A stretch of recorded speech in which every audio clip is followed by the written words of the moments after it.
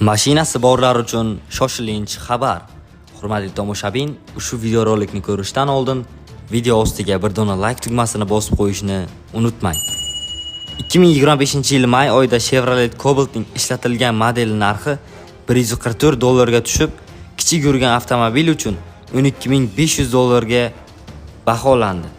Ko'plab boshqa mahalliy modellarning ham narxi tushdi. Eng katta tushish Damas modelida kuzatildi, -$200.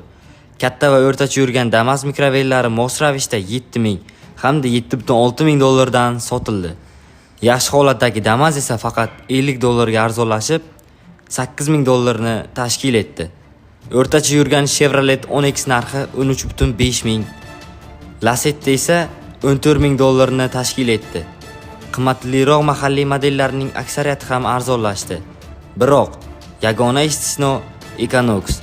Uning kam yurgan varianti $1,200 ga qimmatlashib, $34,700 so'mga yetdi.